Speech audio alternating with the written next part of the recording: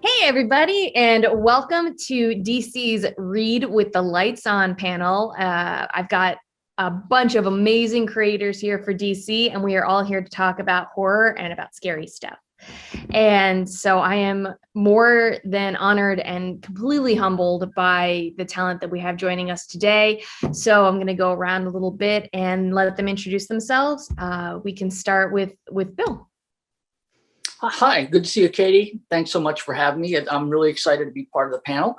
I'm Bill Sienkiewicz, and I'm so incredibly fortunate to be working on the covers for the Conjuring series. I'm having a blast. The issues are scary, and I read them with the lights on because I also, since I'm doing the covers, that's also helpful to keep the lights on. So, but thanks for having me as part of the panel. Absolutely. And part of the team. And also, it's great to meet everybody else. I mean, we've all been in lockdown, so getting to actually see colleagues and people, we're actually working together. This is a nice sort of interim thing until we actually get back to being around people again. So that's true. That's true. Well, I'm happy to then introduce you visually to David, and who is our writer for Conjuring the Lover. And David, why don't you go ahead and, I guess I kind of introduced you already, but you're better at it. No, I'm David Johnson-McGoldrick. I'm the screenwriter from Conjuring 2, and I also wrote Conjuring: The Devil Made Me Do It. And this is my first comic book. So as a horror fan and a horror comic fan specifically, I'm so excited to have to be involved with this. We're happy to have you. And I know that we've paired you up with an amazing co-writer in Mr. Rex Ogle, and I'm happy he could join us here today. Rex, why don't you do a cute little intro? Howdy, folks. I'm Rex Ogle. I'm the co-writer on Conjuring the Lover. Huge horror movie fan, and very excited to be working on this. Excited to have you too. You guys are killing it for me. And we are also super jazzed to have Matt Rosenberg here. He is going to be writing a couple of upcoming comics for us. And so, Matt, I will let you introduce yourself as well. Hi, thanks for having me. Honored to be here with all of you and everyone at home watching. And I'm writing Task Force Z, and I am writing a book called DC versus Vampires, which I'm co-writing with Mr. James Tynion. Speaking of James, since he's unable to join us on the panel, he was gracious enough to answer some of our questions and send in this awesome video for all the fans to see. Hey everyone, my name is James Tynion IV. I am the writer of many titles, including Batman, Joker, but I think the big one we're going to be talking a lot about today is The Nice House on the Lake. This is the DC Read with the Lights On panel. I'm very sorry that I am not able to attend live with the other panelists, but I decided that I still wanted to pull this video together so I could answer all of the questions that were prepared. So I could talk a bit about my books and talk a bit about what freaks me out and why I love horror so much as a genre. Let's dig right in. So the first question that I was sent is, Nice House starts with a flash forward, or is it a flashback? Why did you decide to begin the story here as opposed to the chronological start of this narrative? That's a great question. Honestly, the big thing that the big influence there was the movie Cape Fear, which starts with this great. It's very short, but it's only like a few sentences long. But it starts with Juliette Lewis just speaking directly to the camera. And it just sets the tone so perfectly. And I watched that movie, Cape Fear, while I was developing the book, and I just realized, I kind of really want to capture that feel right at the start of things, because, so much of this book, it doesn't handhold you through what's really going to happen next. So a lot of it is about really establishing tone and setting tone. So, and I knew I wanted to start with one of the characters speaking directly to the camera, to the reader, and kind of creating a grounding for the story. And we're going to see that story technique continue issue by issue of the series until, when we shake it all up a little bit down the road. But it really was about setting tone and telling people what they can expect without telling them what they can expect. And and I think Alvaro did such an incredible job with it that I'm really, really glad we made that decision. All right, so second question is, how did you choose the players for this world? And how do you hope to buck the horror stereotypes they so clearly establish as members of this house? So that's a really great question. And, it's funny, like right now, like The Nice House on the Lake is a series with a lot of mysteries. And so many of those mysteries, like we've just uncovered in that first issue, one of the big mysteries. And I'm not going to spoil it here on the panel, but if you haven't read Nice House on the Lake #1, it ends with a big cliffhanger that sets the stage for the entire series. And it is a series that there are going to be more mysteries as the book progresses. One thing, I was talking about this in an interview, that one of the big influences on Nice House on the Lake is Lost, which I absolutely loved when I was when I was in high school and early college, and was just one of my favorite pieces of geek media at the time, and media in general. So, so it's funny that, like, how do I want to buck the stereotypes? I have a very clear answer to that won't be revealed until the end of issue 4. That is, because so much of this sort of genre is like kind of about picking the characters off one by one and all of that stuff, but this isn't that sort of story. It's much more about what happens to human relationships and how humans live with their fear and try to cope with something so much bigger than them happening, and how that changes relationships and how that strengthens them in some ways. And then for how I chose the characters, honestly, and I've said this before in interviews, so many of these characters are based on friends from my real life, and the villain of the series, Walter, is 100% based on me. And it's a trick I've used in the past where I've basically, turned myself into a villain of the story. I did it back in The Woods when I was, writing that at Boom Studios a few years ago. And I'm doing it again here, and I love it. It creates a great shorthand where it's just like, all right, I'm going to lay out all of the ways in which I'm a monster that needs to be stopped. So hopefully people enjoy me working my shit out on the page. Next question. You and Matt are working on DC versus vampires.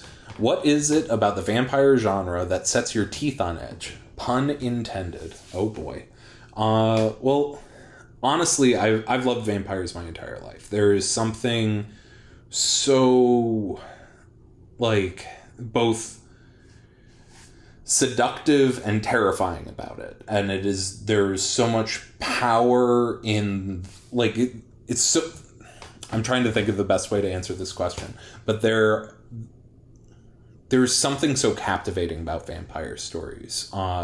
I know for me, like, I was always really drawn towards the story of Dracula, but in my teenage years, I was particularly drawn to the work of Anne Rice and the Vampire Chronicles, and those really made me fall in love with the vampire genre. And then bringing my love of the vampire genre into comics, like, it's no secret that my mentor in the comics industry was Scott Snyder, and American Vampire is still maybe my favorite work he's ever done.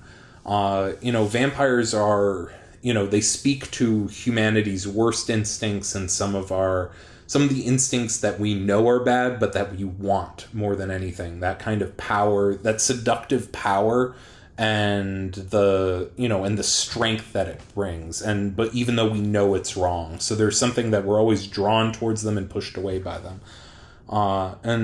This story is one that I'm really excited about. I've talked publicly about how when I came on to the Batman title, I honestly wasn't sure. Like, I was really only brought on initially till issue 100. That was going to be sort of my big swan song.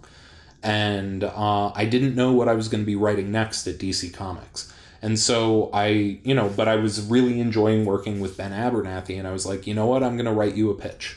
And I wrote up a pitch that became DC versus Vampires. And I think the initial pitch, it was just DC Vampires. I was like, just sort of getting right to the jugular with it. But it was, the thing that excited me the most was the idea of taking the full tapestry of the DC universe and building a dangerous conspiracy and mystery that's building that the heroes can't see, and then just basically building up a vampire apocalypse that's building issue by issue here, and seeing how the heroes grow and adapt in the face of that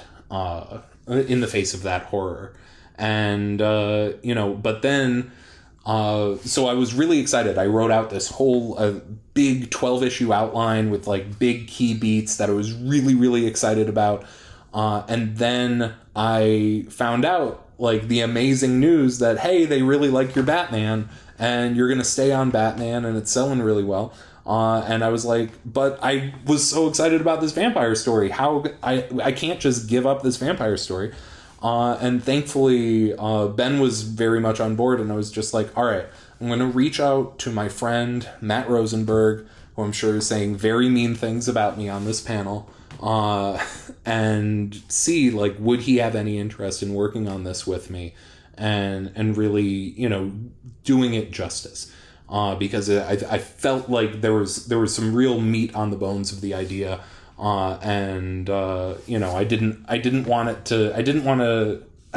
to come out unless I could make it come out right. And I knew Matt would bring the exact spirit to the book that it needed.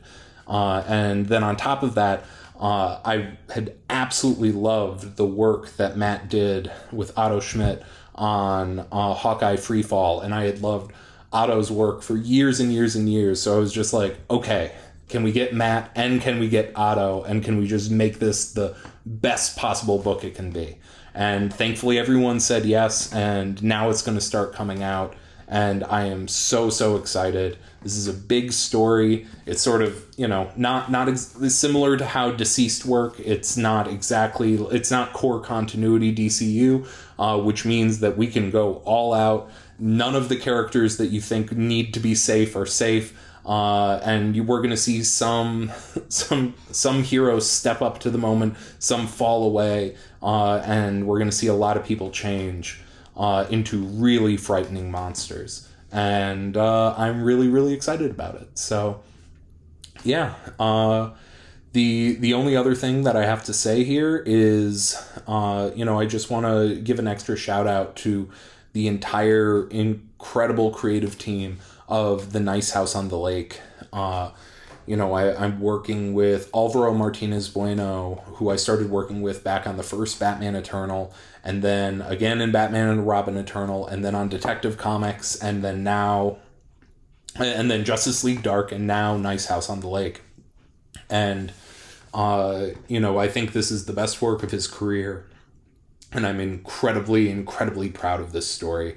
And then on top of that, we're working with Jordi Belair, who just brought such incredible life to every single page, and the incredible people at And World Design, who, without, if you've read the first issue, the Twitter sequence, and that was a sequence that either would hit or it was going to totally fall flat on its face, and it hitting is entirely the work of the And World Design team, so I'm so grateful to them. I'm just really, really happy that there is a place to tell some really scary stories at DC Comics right now. And I know that there's a lot more cool stuff to come. So I think I've been rambling on long enough. Thank you so much for having me, and enjoy the rest of the panel. So I just also wanted to thank James Tynion for dropping in and giving us a little message about Nice House on the Lake, which is an amazing, amazing book. I cannot wait for everyone to read it and freak out because it's so good. And also speaking a bit about his book, DC versus Vampires, that he's co-writing with Matt Rosenberg. So thank you so much, James, for joining us. And I wanted to just get us started real quick because, I've spoken individually with most of you at least like some point in our lives about what giant horror nerds we are. And, while it's not a new genre for DC, it's definitely at a cultural fever pitch. So, as leaders in this space, what are some of your favorite horror stories and inspirations for the work that you're doing, both of that you've done in the past, because none of you are new to the genre creatively. And what stuff do you dig on? What do you draw from? I guess whoever wants to start. I'll go first. I actually am a huge horror fan from like early on. I was reading Mary Shelley's Frankenstein and Bram Stoker's Dracula when I was in middle school. Probably way too young for that. And I very quickly graduated to Anne Rice novels, which were definitely above my pay grade. Everything from the vampire to the witches. I mean, anything that would scare the socks off of me was something that I was reading. And of course, a huge horror movie fan. I was definitely I remember getting up when I was in like second, third grade. I would go to bed early Friday and Saturday nights, and I'd wake up at 2 or 3 a.m. so that I could watch horror movies that were on like late night television. And they definitely scarred me as a child and left me with the love for more horror. That should have been my question, is like, what has scarred you from the horror genre? But Matt, what kind of stuff do you dig? Because horror is such it's got so many like subgenres within the genre. So what kind of stuff do you draw from? Yeah, I like Rex. I as a little kid, I was really into horror and sort of always loved horror stuff, and that was a big thing. Me and my friends would always like rent horror movies and watch horror movies on sleepovers, and I sort of moved away from horror for a while and was kind of like, you hit a point where you're like outgrow the stuff you were into when you were little. And I was like, I'm too cool for horror. And then I feel like in the last, I'm going to pick a time and everyone's going to be like, oh, it's longer than that or shorter than that. But I feel like in the last decade, especially, there's been a real renaissance of really smart sort of independent art house horror films. And those have really sort of drawn me back in and sort of made me re-examine a lot of my early influences and stuff. And I love The Shining is one of my all-time favorite films, and obviously I'm a big Stephen King fan and all that stuff, but I really love the new breed of horror directors who are making stuff. Is really I think we're seeing now a lot of chances to take the genre and once again sort of explore it, take it in different directions where you can put it on different things and add different elements. And I think that's really fun. And that's something that's a really big sort of influence for me. For sure. For me, I think I sort of dove into every arena of horror that I could think of. Even odd things that people might not think of. Like I remember growing up, once a year they would show The Wizard of Oz on TV, and there was the one scene where she picks Dorothy picks the apple, and the tree, sort of goes after her. And I just remember that horror was sort of something that could be everywhere in other films as well. I mean, I was a big Stephen King fan. Definitely when I saw The Exorcist as a young teenager, and having grown up being raised with Catholicism, it's like that movie was like a documentary horror. Of course, The Shining to me is probably my all-time favorite horror film. But I was really big also into Japanese horror. I mean, films like The Cure, not the group, but there was a movie called The Cure, and Tetsuo, the Iron Man, but one of the things I find interesting about horror, and I don't want to take up everybody's time, but what's interesting about what we're doing, right now with DC and Conjuring the Lover, is there's the monster movies and the horror, because that you see, like Friday the 13th or any of those kinds of horror films. And then to me, I've always found the setting of a reality and then the creepiness, like The Ring, the original version, and then also the Gore Verbinski version, which was absolutely fascinating. So the idea of horror, and I think who was it that said that horror is the expectation of or is it terror? I'm blanking on what the difference between the two are, but the one of the things I love about what's being done now, especially with the resurgence of horror, and like with Blumhouse and other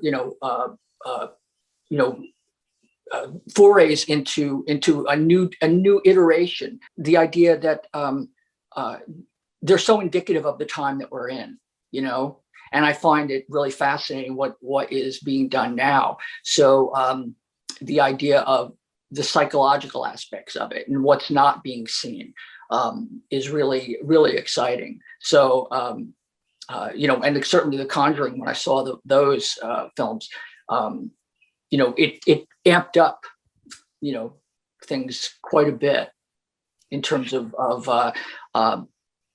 where things are going. And I really enjoy it.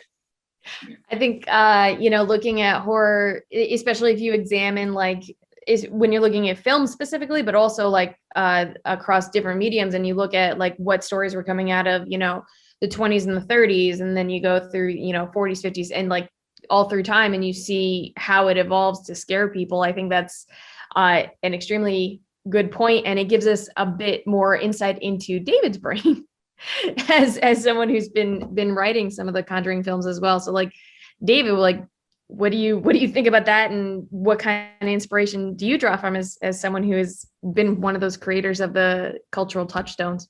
Well, I think, I agree that a horror kind of is different from other genres, at least in my mind, in that you can detect very clear cycles within the subgenres, which is why I'm a horror omnivore, especially every October I try to fill the month with horror movies I haven't ever seen, and it's so hard, but just finding these weird things that you've never heard of, or ones that slip through the cracks. And to me, trying to take these influences from all these places, I think is for me really important, because that horror wheel is always turning. I think the thing that James Wan did with the first Conjuring film was really to pay attention to how far the wheel had turned since our last great haunted house movie, right? Because because you had this phase where it's all this one thing, and we had seen every haunted house. We'd seen every single possible version of a haunted house, to the point that you really we were just forget about it. I've seen everything. And it went away for long enough that all this new creative energy could come into and fill that space, so that, after all the crazy things that we'd seen, of all the Japanese wave of horror and the Ring horror and the torture porn horror, there was then, what if there's a house and it has ghosts in it?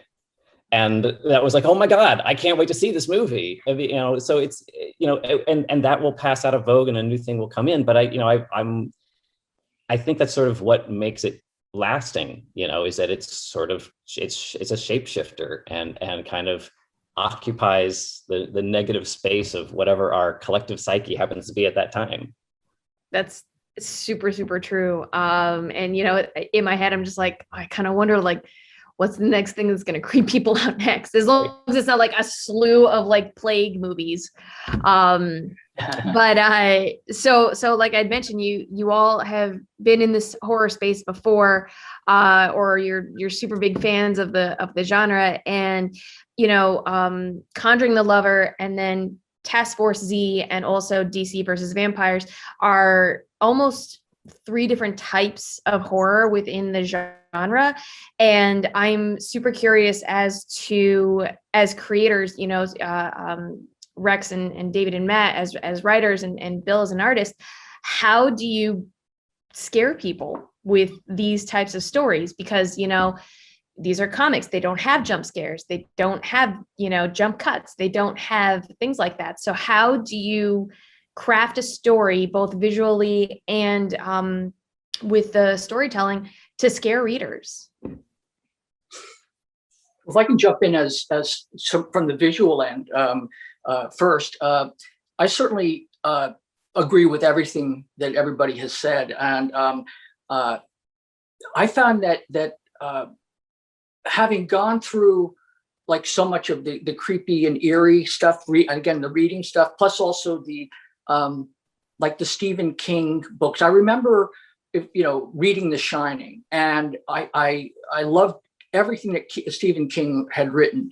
But there was one bit that happened in The Shining that I remember stayed with me, and was probably the most horrifying aspect of it that in the story. There was one scene in the book, which is very different, than the film, obviously, but where Halloran is rescuing Wendy, and they go into I think he's on the snowcat or on the snowmobile or whatever, and he Wendy's been completely beaten up, and he's like, he goes in and sees the croquet mallets or the rope mallets, and he's looking for a blanket to cover her up, and Halloran starts thinking that she might not make it, and it's like, and he starts as I was reading the paragraph and his inner monologue, it starts to become like twisted into the point where he starts to justify putting her out of her misery, and I remember stopping and going, if everything that King was writing was about the demons of the Overlook or whatever taking over and sort of twisting your perceptions to rationalize committing a horror, an atrocity, I stopped reading at that moment. I was like, oh my God. It's like, I'm still getting like the hair on my arms is standing up. And so for me, the implication or the anticipation or the dread or the suspense, I mean, I've done, plenty of kinds of illustrations that have been about, people getting their heads ripped open or whatever. But I tend to like what is implied, what is not seen. That's one of the things that I think certainly Jaws or any other film like that, where you don't see or Alien or, which is basically a haunted house in space, et cetera, et cetera. But the idea that you don't see the reveal, and that's what I think is sort of coming back amongst a lot of films, and is the implication of horror. And even though we can show everything, people do like the jump scares and the big reveals. I find that horror in a lot of ways is kind of an intensely personal thing in some ways. I mean, there's a universality to it, but there's also certain things that just feel incredibly creepy. And it's like, don't go in there kind of of a thing. So for me, that's, I like the idea of pulling back just a bit and letting the viewer or the reader put themselves into the scenario. And it's sort of the difference between kinetic energy and, potential energy. It's like potential horror. It's like, I'm not going to show you like the guy getting ripped apart. It's like, I'm going to set the scenario so you can walk in full of dread, and then I feel like I can sit back and go, okay, I've done my job.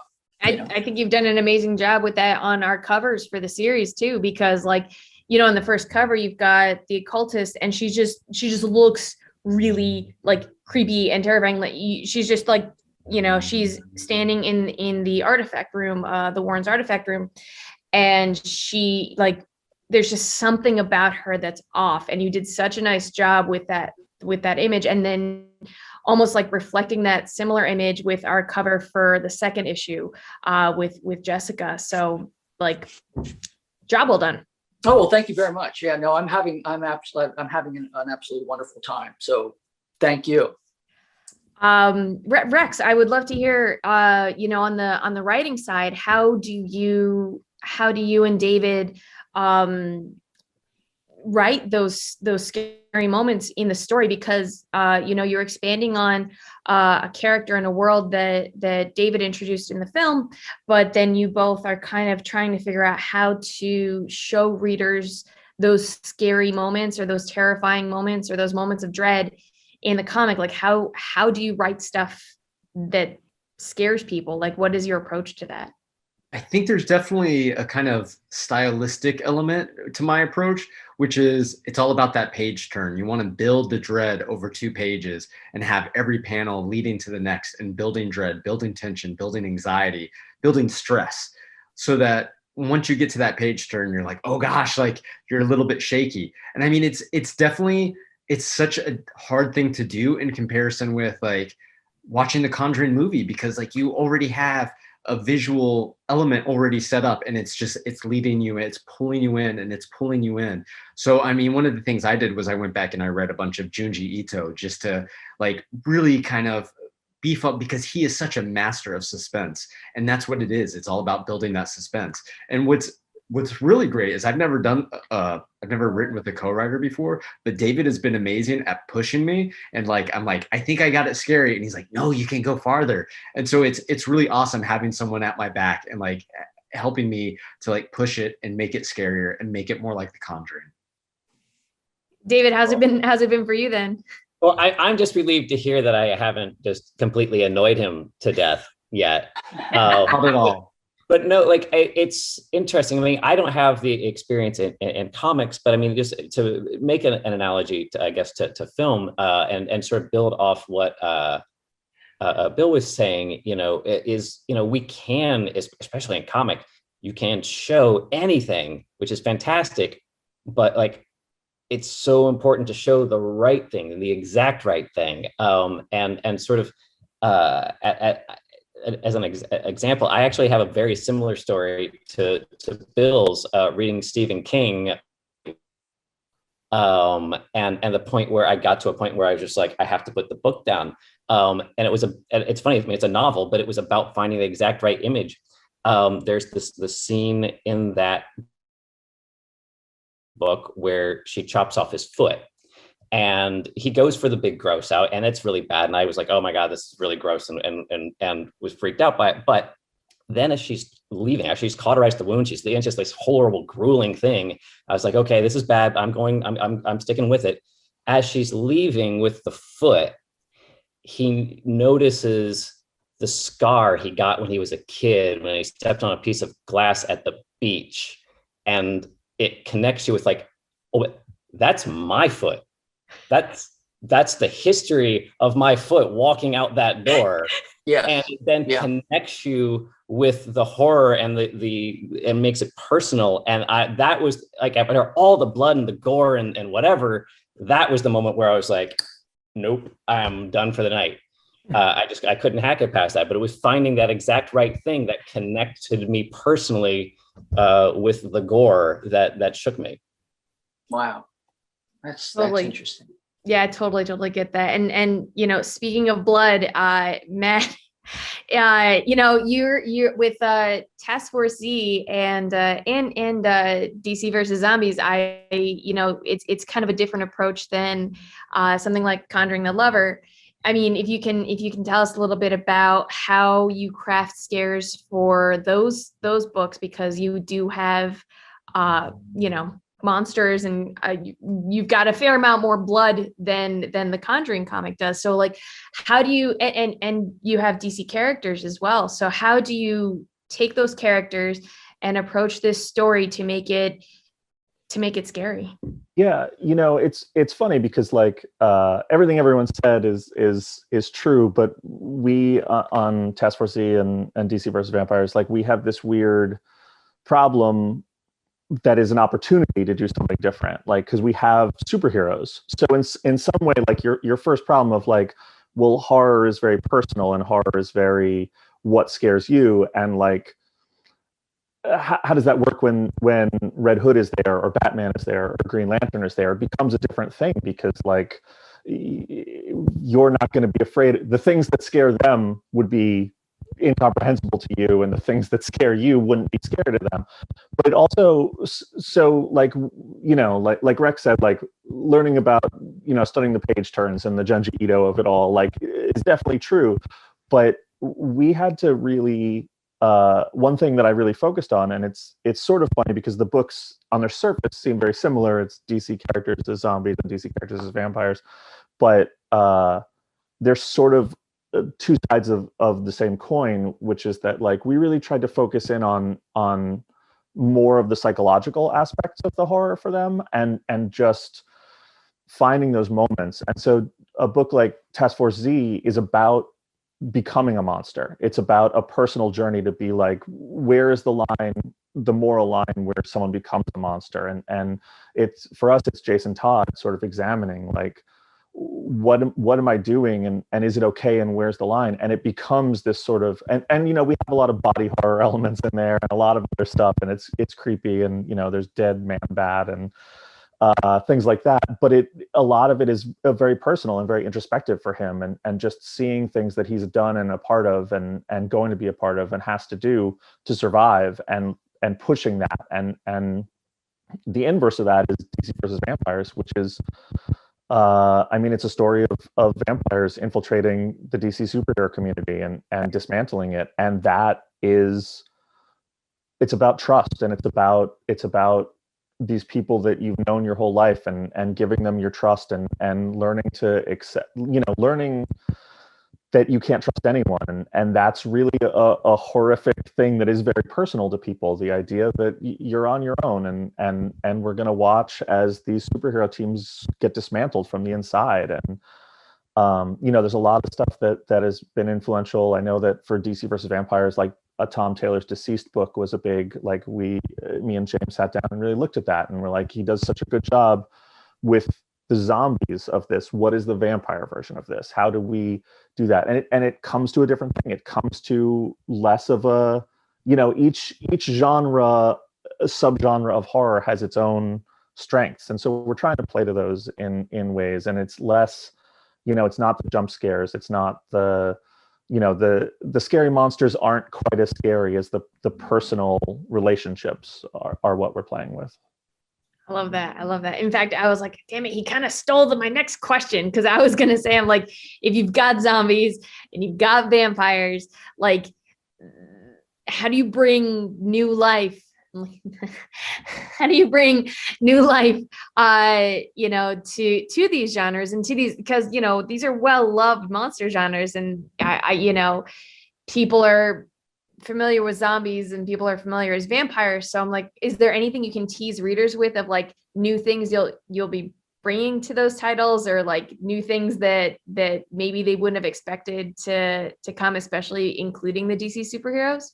Yeah, I think we're always trying to push what you've seen before. I think, David had a good point of how like everything reinvents itself, and it's all about pushing the wheel. And we have this great lane of being like, well, we can take things that maybe you've seen other places, but what do they mean? Like, what does it mean if someone, like someone with superpowers, I'm not going to say who is a vampire. I want that to be a surprise, but like, use your imagination. What would it mean for these people to be vampires?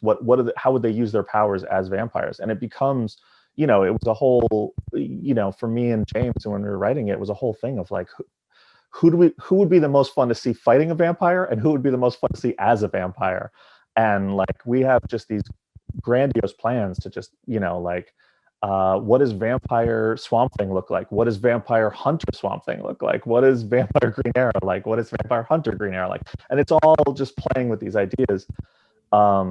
to take the normal tropes we've seen and just redress them and put costumes on them and see where that takes us. And I think it's really fun because it pushes horror for us in a fun way, but it also pushes these characters. Like, we're really testing who they are. And you know, in Task Force Z, like, Jason isn't a zombie. He's not dead. But he is someone who came back from the dead, and he is with people who are dead. And like, it's a very fine line, but it's a fine line that you can explore in comics, because you have these opportunities where like people are coming back from the dead, and we've brought people back from the dead almost. And so there's this line where he's trying to examine what it means that, like, is he a zombie? Like, on an ethical level, is he a zombie? What is it, you know, he's been dead, what does it mean for him? And so like, those are really fun to play with and push.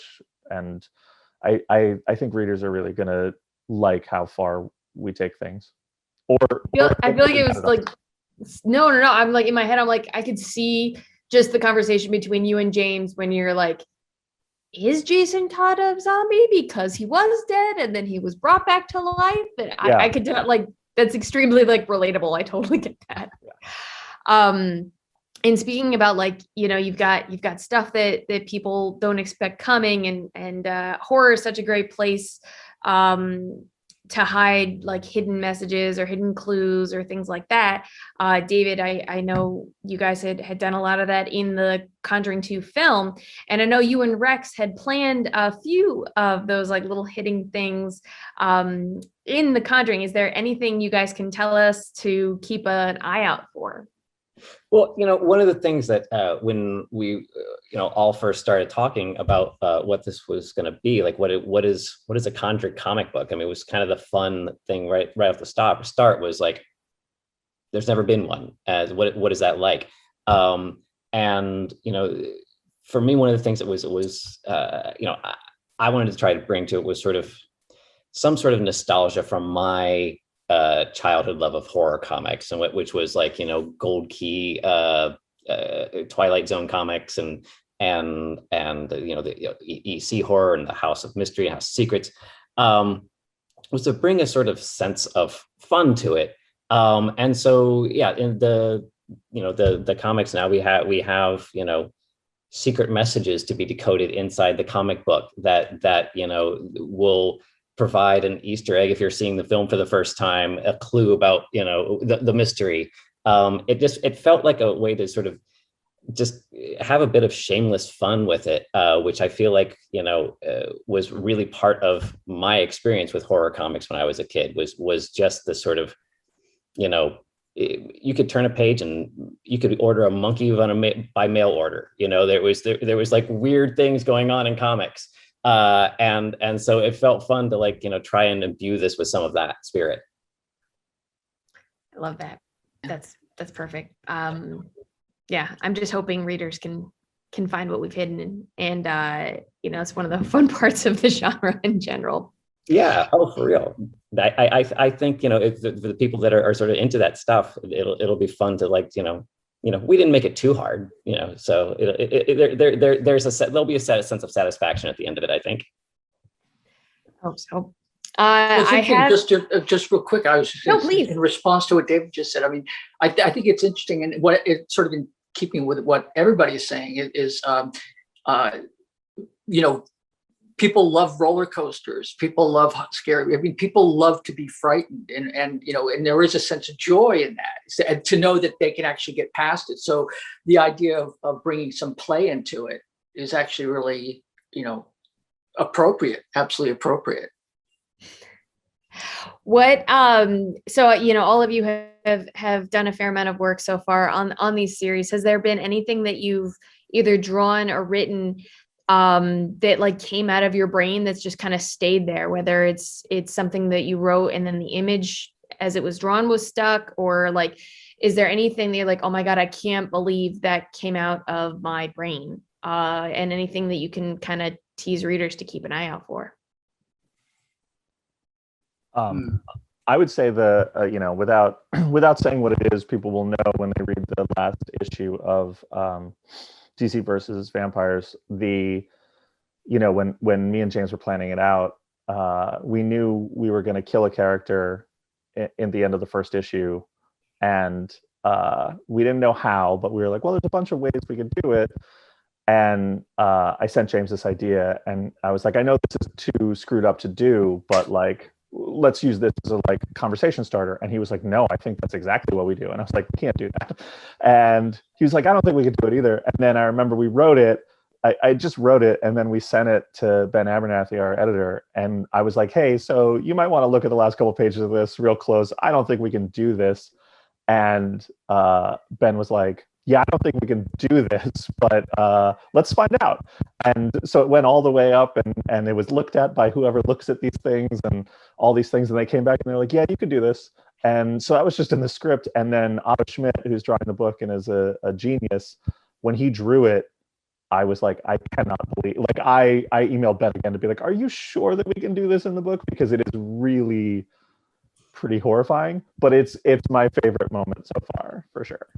Man, I can't wait to see, because Otto, you're right, is absolutely brilliant. I cannot wait to see what he brings to horror, because, you know, I'm used to seeing him on more either, you know, straight superhero stuff. I know you guys work together on Hawkeye, and, you know, I've worked with him on a bajillion things. So seeing how he brings horror to that particular title is going to be bananas. Yeah, it's awesome. Yeah, I mean, I could ask this for Rex and David, and have you guys seen? So we have Gary Brown doing our main stories, and then we've been switching it up with the backup stories.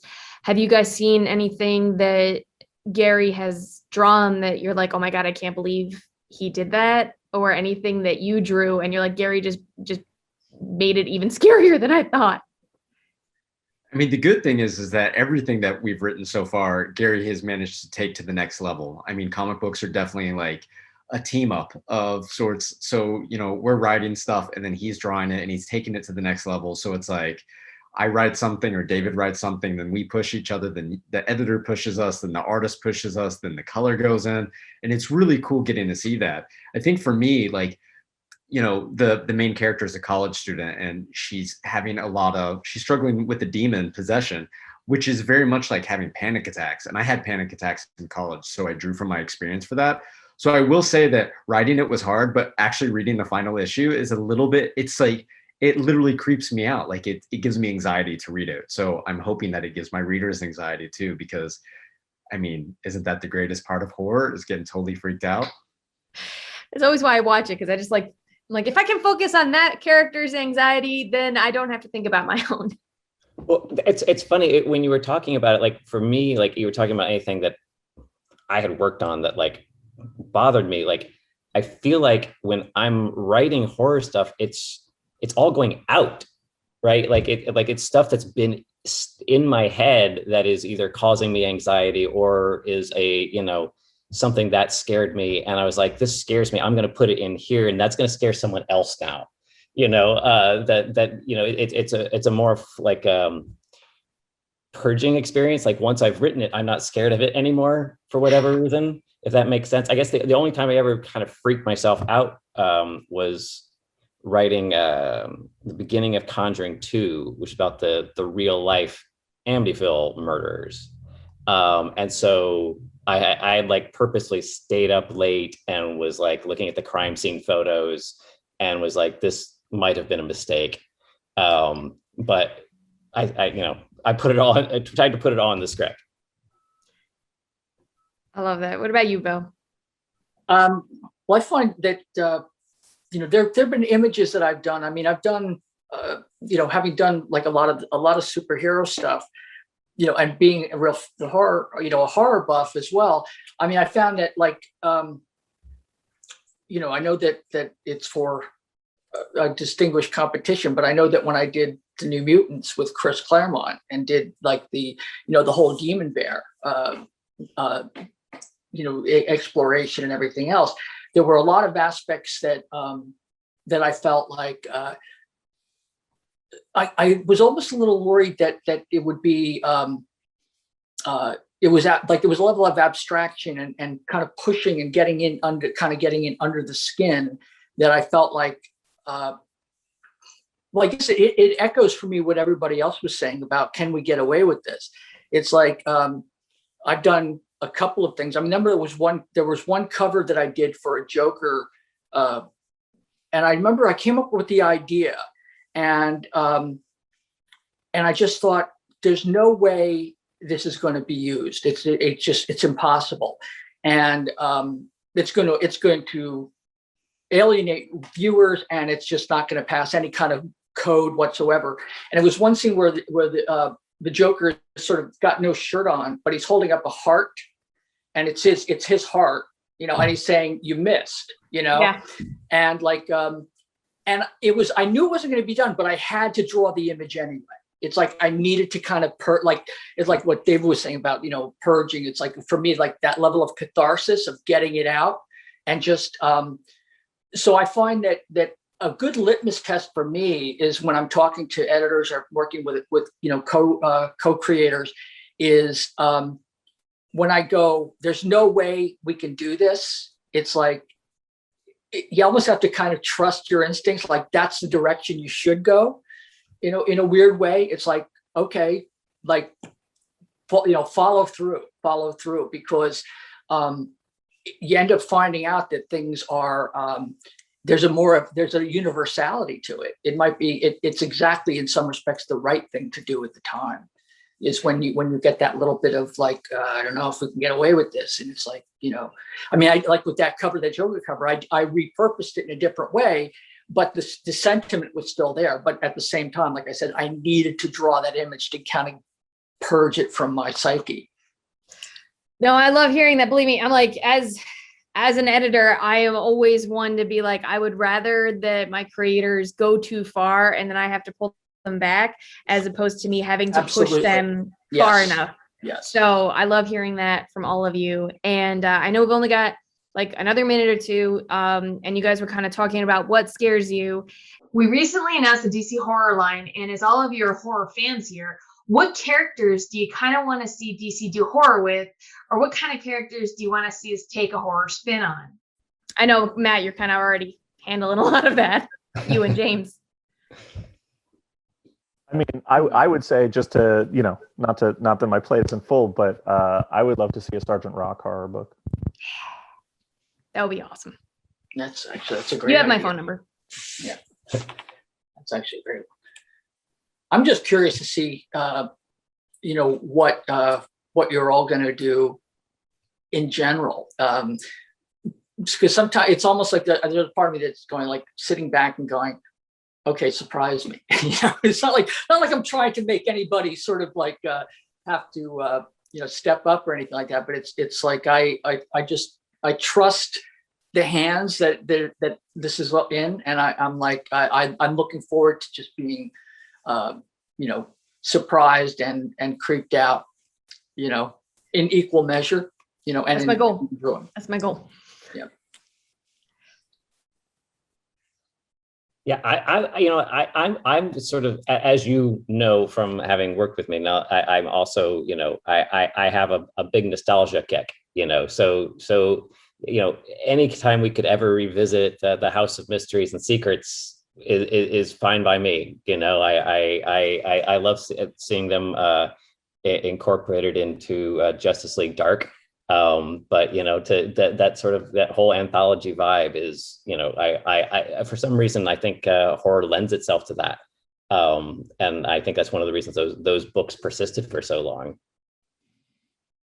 Yeah, I'm sorry to interrupt again, but I totally agree with you. I'm just thinking about what you just said about House Mystery, and it made me think of like shows like Night Gallery, et cetera, where the anthology format, or Creepy and Eerie, or any of those, it's where there's kind of a core group that's sort of like the Crypt Keeper inviting you in, kind of a thing, and that brings back so many fond memories, and it sort of sets the table already, for in my head about what to expect. Like, there was a kind of an excitement that when I used to read them, about like, oh, great, here we go. Then I would definitely recommend picking up Are You Afraid of Darkside, which is our horror anthology for October. And we get a little cheeky with it, which, as you can tell by the title. So yeah, I mean, I know we're just about out of time. Is there anything else I missed? Anything else anyone wants to plug that I didn't say? I don't want to miss anything. No? People should be reading DC's Joker Presents the Puzzlebox by Yes. us, which has Yes. horror elements That's true. and a Crypt Keeper-esque version of the Joker. It is very true. So There's- Matt has done an amazing job crafting this insane mystery puzzle box thing, and I am so in love with it. And like when I read the issues, I'm like, I cannot believe this is turning out this way, and it's wonderful. I highly recommend people reading that as well. Wow, sounds Creepy. great. Well, guys, I just wanted to sincerely thank you from the bottom of my little horror heart for joining us and speaking about DC's horror projects, what we've got going on, what's to come. Bill, David, Matt, Rex, you guys are all fantastic. Thank you so much for joining us. And Well, I had a wonderful time. It was great to see everybody. Great to see you, Katie. it's good to see And you too. I'm really excited. So, Awesome. here's Johnny, Thank you, everybody, so much for joining us, and we'll be here to scare you.